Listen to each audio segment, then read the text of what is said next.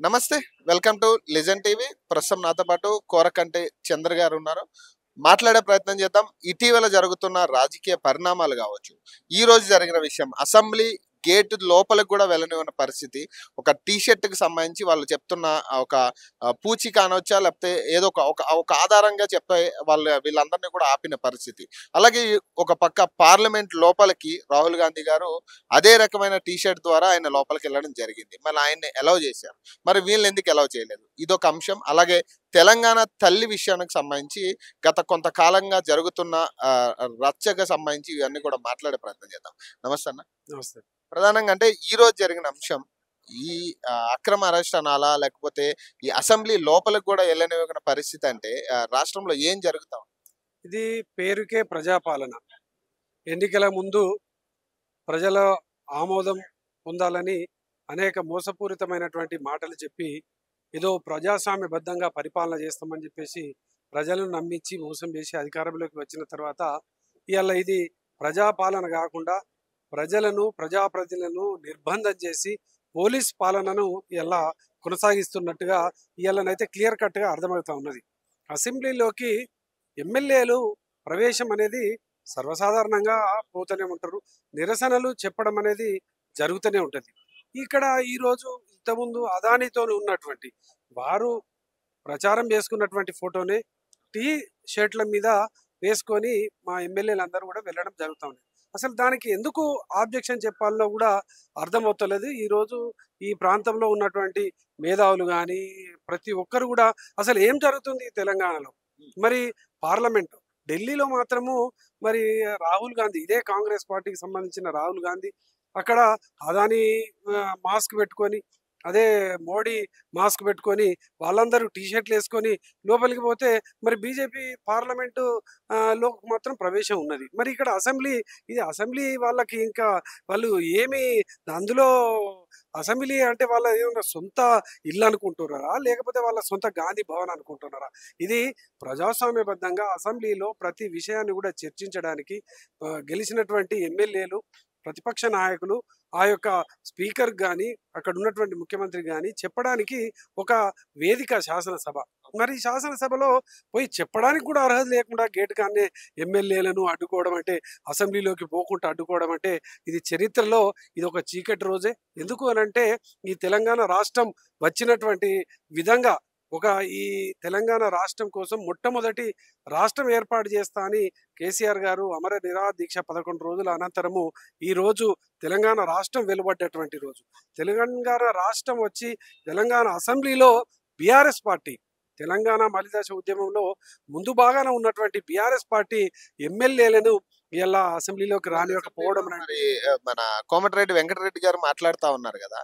అసలు ఆ సోనియమ్మ లేకుంటే అసలు తెలంగాణ తెచ్చుకోవడం అనేది ఎవరి తరం కాదు అని చెప్పేసి ఆయన ఒక మాట చెప్తా ఉన్నారు అసెంబ్లీలో. మరి ఇది మీరు ఎలా ఏకీభవిస్తారు?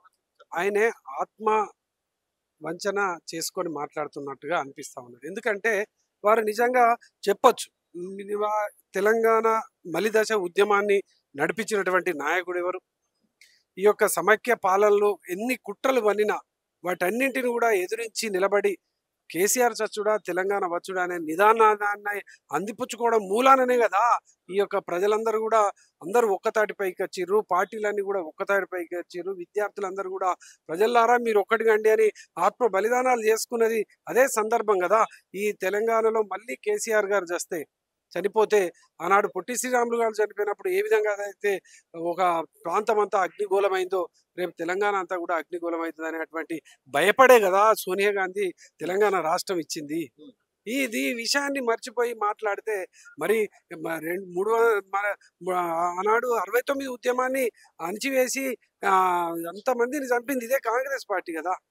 ఈ రోజు కేసీఆర్ గారు లేకపోతే తెలంగాణ రాష్ట్రం ఏ విధంగా సిద్ధించు. ఇది యాక్సెప్ట్ చేస్తారా? విజయోత్సవ సభలని వాళ్ళు ఏదైతే జరుపుకుంటా ఉన్నారో మీరు యాక్సెప్ట్ చేస్తారా విజయోత్సవ సభలకి? వాళ్ళు దేనికోసం విజయోత్సవ సభలు చేసుకుంటున్నారు? అసలు ఈ విజయోత్సవ సభలు ఎందుకు చేసుకుంటారో ప్రజలందరూ కూడా ఆశ్చర్యపోతున్నారు. ఎక్కడికక్కడ ఈ 50,000 ఉద్యోగాలు ఇచ్చినట్టు 12,000 ఉద్యోగాలు ఇచ్చి 50,000 ఉద్యోగాలని సంబరాలు చేసుకుంటారు. కోకోకోలా ఇది కేసీఆర్ గారు అప్పుడు కేటీ రామారావు గారు పెడితే దాన్ని అది సంబరాలు చేసుకుంటారు. అన్నీ ఇప్పుడు ప్రజలకు ఇచ్చిన హామీలు సంవత్సర కాలంలో ఎన్ని నెరవేర్చిరో చెప్పి విజయోత్సవాలు చేసుకుంటే బాగుంటుండే. వాళ్ళు నెరవేర్చింది ఎంతనండి? వాళ్ళు ఇప్పుడు 2500 మహిళలకు వేస్తానన్నారు. మరి వేసిండ్రా? వేస్తే నువ్వు సంబరాలు జరుపుకోవాలి. వేయనందుకు సంబరాలు జరుపుకుంటున్నావా? లేకపోతే 4000 పెన్షన్ పెంచుకోనందుకు సంబరాలు జరుపుకుంటున్నారా? 48 మంది విద్యార్థులు గురుకుల పాఠశాలలో చనిపోయినందుకు సంబరాలు జరుపుకుంటారు. అసలు ఎందుకు సంబరాలు జరుపుకుంటున్నారో అర్థం కానటువంటి పరిస్థితి. చాలా గందరగోళం. ఎక్కడైనా కూల్చివేతలు, ఎక్కడనైనా గందరగోళం. అక్కడ పరిస్థితి ఏంటంటే ఇప్పుడు యాష్ అక్కడ బూడిదను లేకుండా అక్కడ తీయనిస్తలేరు. ఎంత దుర్మార్గమైన బెదిరింపుతోని ఇప్పటికి నా మీద 8 కేసులు పెట్టిండ్రు ఈ సంవత్సర కాలంలో. అన్ని కేసులు, పోలీసు నిర్బంధాలతోని ఒక అహంకారమైనటువంటి పరిపాలన ఇలా నడుస్తా ఉన్నది. అసలు రూపాయి నిధులకో, అభివృద్ధికో, ఇంకో దానికో కేటాయించి అటువంటి పరిస్థితి లేదు. ఇలా సంబరాలు ఎందుకు జరుపుకుంటారో అందరూ కూడా ఆశ్చర్యపోతున్నటువంటి పరిస్థితి. తెలంగాణ తల్లి విగ్రహం మీకు ఒక ఫైనల్ ఏదైతే అవుట్పుట్ ఉందో మరి మీకు ఓకేనా? అది తెలంగాణ తల్లి విగ్రహాన్ని మార్చాల్సినటువంటి అవసరం ఉన్నది. అసలు తల్లిని మార్చుడు ఏందండి? ఎవరైనా అసలు కన్న తల్లిని మార్చేటోళ్ళు ఎవరన్నా? తెలంగాణ తల్లి అంటే కన్న తల్లి. తెలంగాణ తల్లి గొప్పగా ఉద్యమకారులు, మేధావులు అందరూ కూడా రూపకల్పన చేసినటువంటి తెలంగాణ తల్లి బతుకమ్మతోని అన్ని విధాలుగా చేసినటువంటి ఒక వజ్ర కిరీటంతోని. ఎందుకంటే మా తెలంగాణ తల్లి కూడా చాలా గొప్పగా ఉంటుంది. వెనుకబడ్డటువంటి తెలంగాణ, ఈ తెలంగాణలో ఏం లేదు, చీకటిమయమైపోతుంది, నక్సలైట్లు వస్తారు అని మాట్లాడినటువంటి వాళ్ళందరికీ కాదు, ఇది సిరుల తెలంగాణ, ఈ వెనుకకు నెట్టివేయబడ్డ తెలంగాణ అని గొప్పగా ఆనాడు మేధావులు, రచయితలు అందరూ కూడా రూపకల్పన చేసినటువంటి తెలంగాణ. దానికి మళ్ళీ చెయ్యి గుర్తు పెట్టి ఆ యొక్క చెయ్యి గుర్తు అంటే వాళ్ళ కాంగ్రెస్ పార్టీ చెయ్యి గుర్తు కనిపించాలనేటువంటి ఉద్దేశం తప్ప అసలు ఎవరు కోరుతుంటారు? మార్పు అంటే ఇదేనా నీ మార్పు?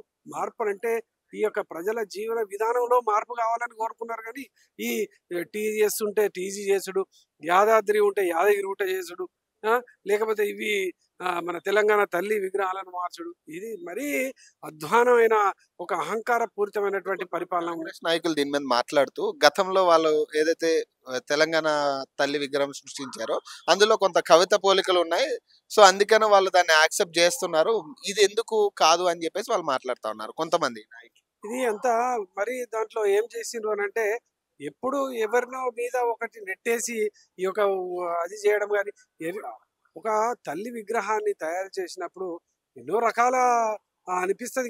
ఎవరు ఏ యాంగిల్ చూస్తే ఆ యాంగిల్ కనిపిస్తూ ఉంటుంది, ఏ ఫేస్ అట్లా చూస్తే అట్లా కనిపిస్తూ ఉంటుంది. కానీ దాన్ని ఆ విధంగా చేసుకోవాల్సిన, మార్పు చేయాల్సిన అవసరం లేదు కదా. అంటే ఫైనల్ గా ఏం చెప్పబోతున్నారు? అసెంబ్లీలో ఎమ్మెల్యేలందరూ కలిసి ఏం మాట్లాడదలుచుకున్నారు అసలు?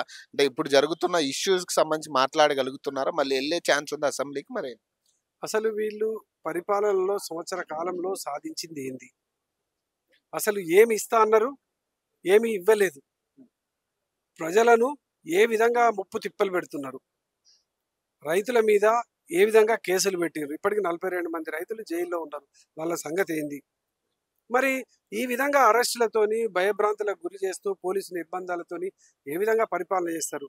అసలు ఈ రాష్ట్ర ప్రజలకు ఏమి కావాలి, అసలు ఏమి ఇస్తారు మీరు అనే విషయాలను అసలు ప్రశ్నించడానికే లేకుండా ఇవాళ అసెంబ్లీలోకి పోనీయకుండా చేయడం అనేది నిజంగా చాలా దుర్మార్గం. ప్రజాస్వామ్యంలో దీనికి తగిన మూల్యం ఖచ్చితంగా రేవంత్ రెడ్డి, కాంగ్రెస్, ఈ యొక్క ప్రభుత్వం చెల్లించుకోక తప్పదు. Thank you.